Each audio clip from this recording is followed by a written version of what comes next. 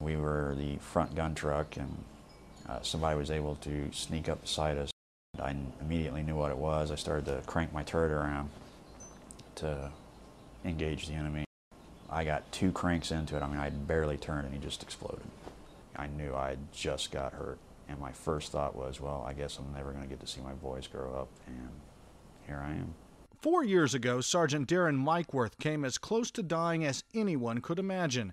Thousands of miles away in Louisiana, a group of soldiers gathered on his wife's front porch. I opened the door. The chaplain said, "Can we come in?" And I said, "No." And he said, "You need to let us in." And I said, "No, I wouldn't let him in." Like, complete denial. If you don't tell me, it didn't happen. And finally, after like 4 tries, when it talked to him, I just kept telling him no. The chaplain leaned over and said, "He's not dead. Can we talk now?" Mikeworth wasn't dead, but he had been severely burned, his right arm badly deformed, his nose and left eye were gone entirely, and nearly every bone in his face was broken. For weeks, Mikeworth would lay unconscious in a hospital bed. Then 2 days after waking up, he stood before a mirror to take a look. When I got up to the mirror, I could tell that, I was going to be different for the rest of my life. And it was just one of those things that, this is the reality of it. And if I'm going to move forward, it's just one foot in front of the other. Immediately, the soldier in him took over and the painful rehabilitation began. But after dozens of surgeries, while he was healing, Sergeant Mikeworth still looked nothing like his old self. I'll praise the Army Medical on saving life, limb, eyesight. They saved his right arm, no doubt about it. They rebuilt internally his face. They did a wonderful job. They're just not equipped for this kind of medical care.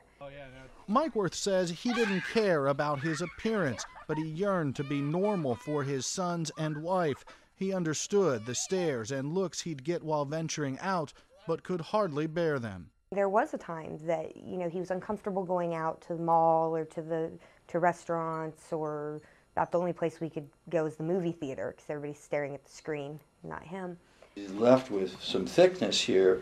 That's when the family heard about Operation Mend, a new partnership between Brooke Army Medical Center and UCLA. When he came to see us, he was left without any lower eyelid on his left side. His left eye was gone.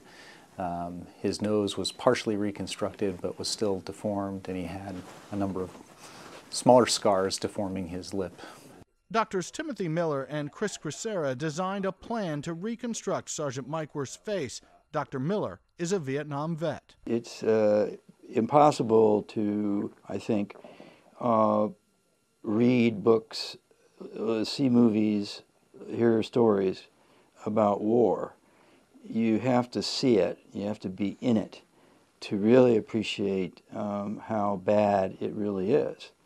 Miller's military service inspired him to work on Operation Mend, helping injured soldiers get a quality of plastic surgery they otherwise wouldn't have access to. We owe so much to these young men and women. We've operated on 2 women so far, to give them the best possible reconstruction they can have, and that's our goal. Mikeworth has just a few more surgeries to go as the UCLA doctors fine-tune his nose. For him, their work has been just as life-changing as that bomb blast 4 years ago. One of the things I like about these surgeries is that I can move about more normally without every head turning and trying to figure out what they just saw. Every day above ground is good as far as I'm concerned, and I've got my family here, and I'm glad to still be breathing with them. And I'm glad I get the opportunity to stay in uniform. Yes, even though he could retire with 80% disability, Mikeworth won't leave the service. He'd even like to go back to the front lines if the Army will let him. This is just a job I want to do. And the enemy didn't kill me yet, so I'm just going to keep on doing my job. Rich Matthews, The Associated Press, San Antonio, Texas.